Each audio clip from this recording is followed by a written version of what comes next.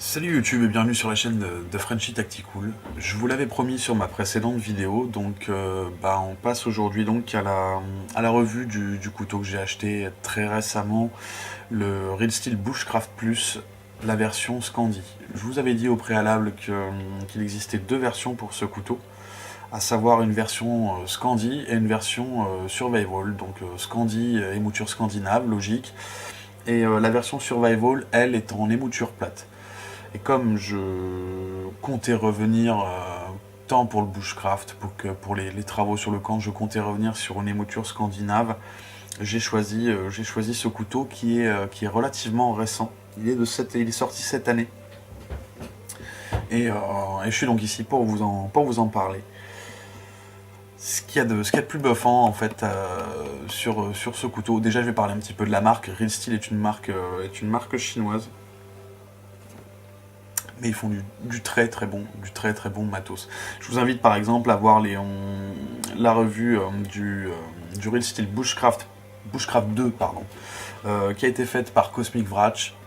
Je vous invite d'ailleurs à aller jeter un œil à son contenu parce qu'il fait de l'excellent travail et c'est lui qui m'a donné envie de m'intéresser à cette marque et de commencer un petit peu à me pencher dessus. Le packaging est juste bluffant. Faut savoir que, alors, comme d'habitude, j'ai vu ce couteau sur Naturabuy à 112 € et j'en ai fait l'acquisition sur la coutellerie Tourangelle pour 71 €. 71 € tant pour le couteau que pour le packaging. Je trouve ça vraiment honnête et puis vous allez le constater avec moi, j'imagine.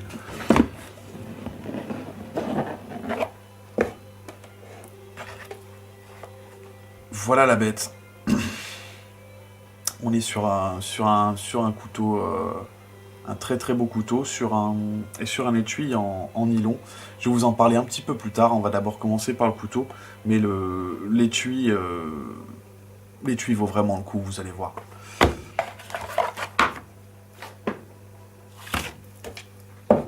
Je vais garder ça, je positionne le couteau. Quelques petites bricoles, mais pas des moindres. Ce couteau est fourni avec une clé Allen et un petit chiffon estampillé Real Steel. Le packaging est relativement chouette et le produit dans son ensemble est vraiment très très très abouti à mon sens. Voilà. Je viens ici avec une petite note explicative, ok. On voit tout de suite sur ce document que l'étui est composé tant d'un étui nylon que d'un étui Kydex. Le Kydex se trouve à l'intérieur, bien entendu, pour protéger le nylon des moindres coupes possibles quand on range le couteau dans l'étui. Et voici donc les deux versions du couteau dont je vous ai parlé, à savoir donc la version Scandi, la version Survival. Les émoutures sont différentes. Et le poids aussi. On est un peu plus lourd, on est à 200... Attendez que je dise pas de conneries, 205 grammes sur l'émouture scandinave, quand on est à 186. On est à 186 sur l'émouture plate. Voilà, je range tout ça. Je vais garder le petit outil, je vais vous montrer à quoi il sert. Voici pour le couteau et l'étui, pour l'ensemble. On est ici sur un passant velcro pour pouvoir retenir la lame. Je vais laisser dans le coin. Donc le petit outil, la clé Allen.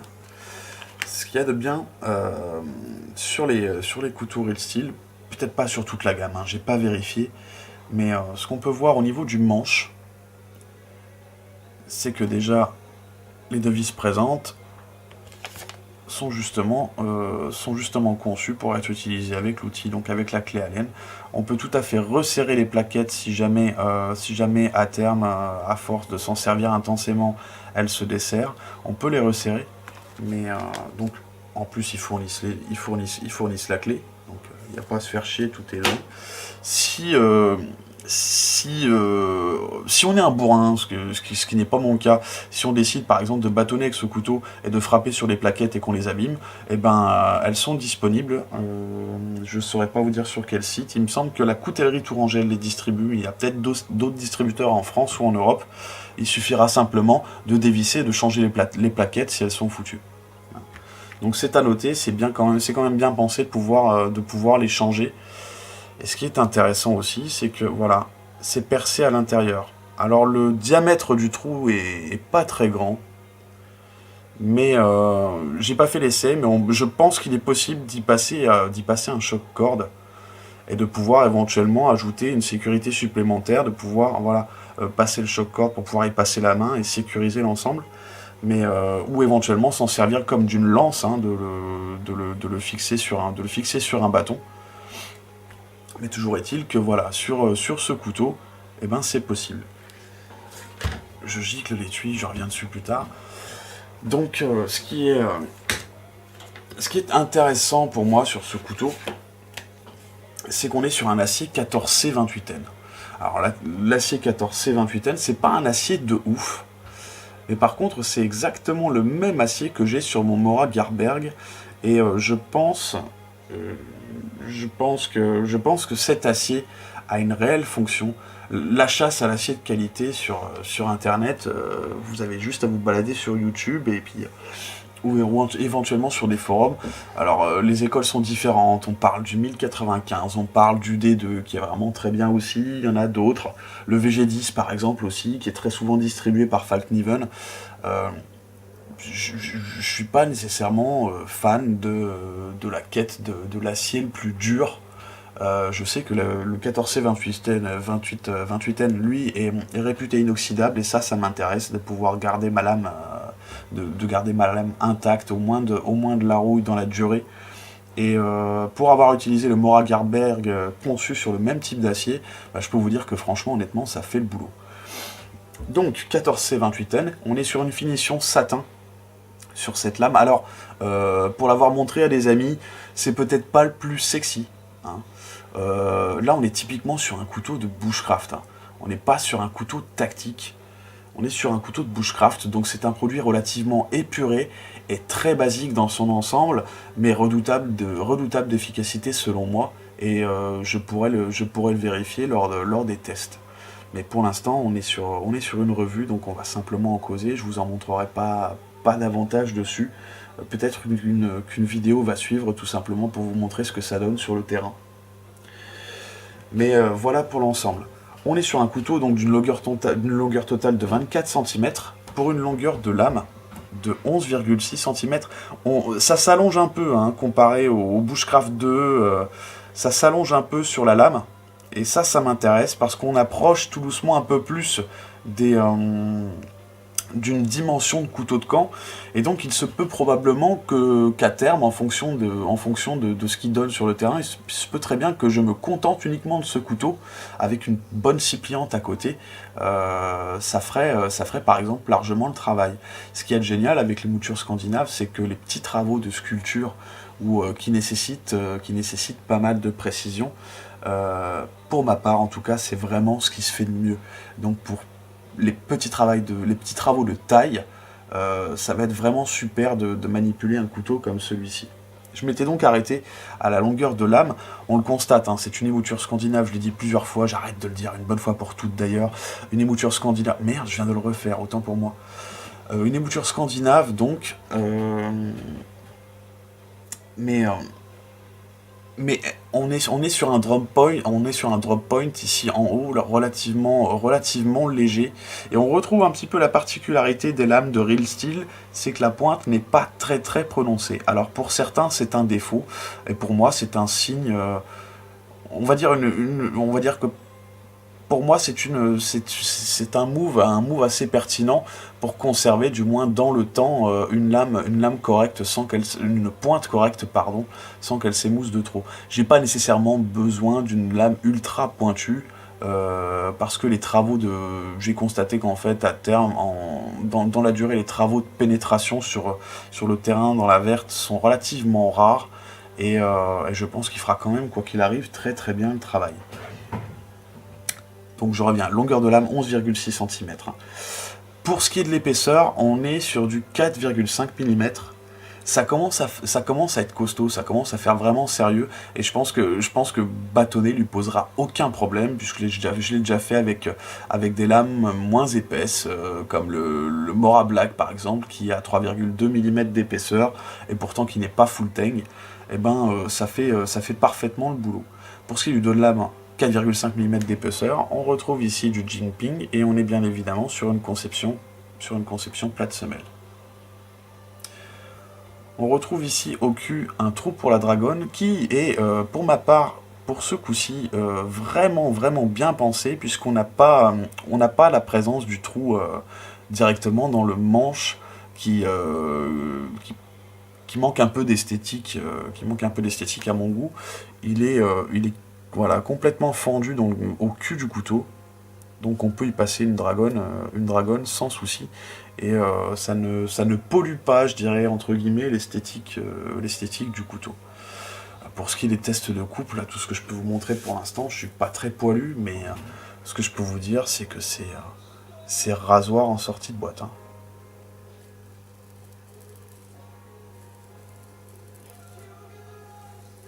Voilà. Alors, ça, il n'y a pas de souci, hein. On se fait la barbe limite sans problème, hein.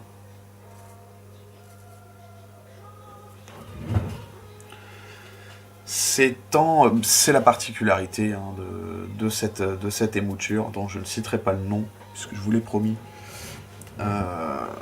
C'est que ça pénètre dans la matière très fort. Très fort. Voilà pour le couteau.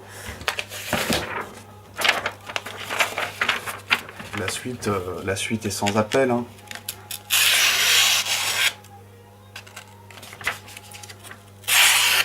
Ça tranche, et ça tranche très fort. Oula, autant pour moi, j'ai pas pris la feuille, pas positionné la feuille comme il faut.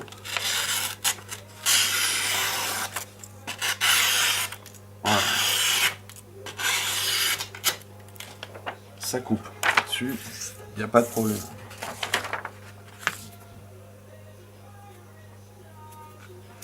On a fait le tour dans l'ensemble pour le couteau, je pense. On va passer maintenant à l'étui parce qu'il mérite quand même d'en causer, parce qu'ils ont conçu quelque chose de très abouti, de bien fini et de très fonctionnel, et je vais vous le montrer. Voici donc l'étui, un étui en nylon, avec ici une boucle en velcro pour pouvoir verrouiller le manche du couteau. Bien que ce ne soit pas vraiment nécessaire, puisqu'on dispose d'un kydex ici, à l'intérieur, qui protège donc le nylon de diverses coupes possibles quand on range le couteau, mais qui a une relativement bonne rétention à la base, donc on n'aura peut-être pas besoin de se servir de la boucle sur le manche. On retrouve ici une petite poche avec un Fastex. Je vais laisser traîner un Firesteel à l'intérieur. Le volume est pas conséquent, mais par contre ça peut très facilement accueillir un Firesteel et une pierre à aiguiser comme la Facniven DC4 par exemple. Ça rentre sans problème à l'intérieur.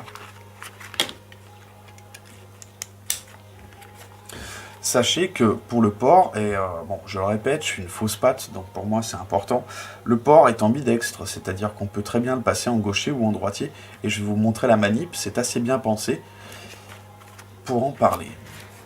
On retrouve ici à l'arrière donc de l'étui en nylon,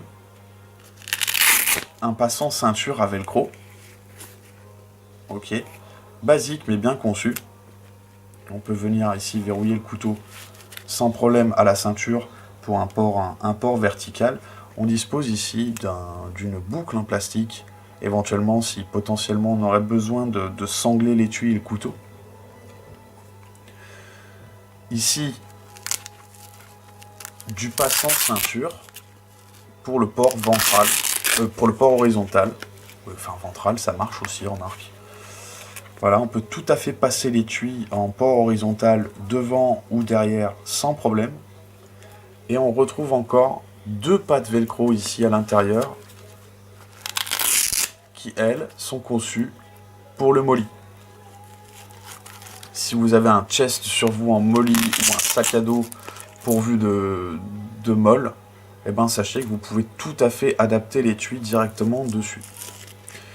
Ce qui est bien pensé aussi, c'est que si jamais ces sangles-là, vous ne vous en servez pas et elles sont à votre goût superflues, sachez qu'elles sont simplement accrochées par velcro ici à l'intérieur et qu'on peut tout simplement les retirer. Hein. Si jamais vous n'en avez pas besoin ou si elles vous gonflent, vous pouvez les tomber sans problème.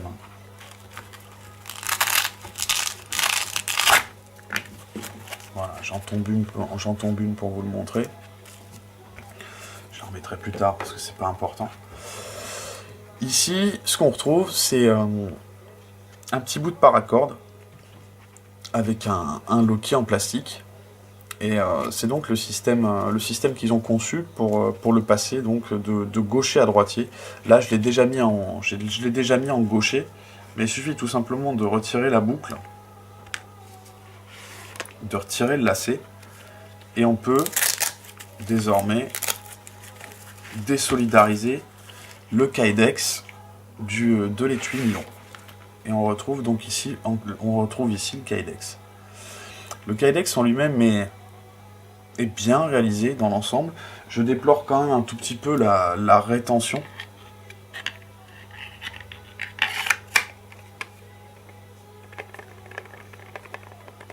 Vous entendez? Il y a un petit peu de jeu. Je pense que je pourrais réaliser quelque chose de beaucoup plus fiable. D'ailleurs, si j'ai un petit peu de temps devant moi, je vais m'y atteler. Mais toujours est-il que on peut passer le couteau dans un sens ou dans l'autre sans problème. Ce que je vais probablement faire sur ce kydex, je vais passer du choc corde ici à l'intérieur et je vais placer ma Falkniven DC4. Je vais passer ma pierre aiguisée à l'intérieur et pouvoir glisser l'ensemble à l'intérieur de l'étui. Je vais probablement prendre le petit chiffon aussi, comme ça j'aurai directement autour du kydex, entouré de choc corde, tout ce dont j'ai besoin pour l'entretenir. Rattraper mon fil et le nettoyer, lui passer un petit coup de chiffon si jamais il est un petit peu crado, quoi.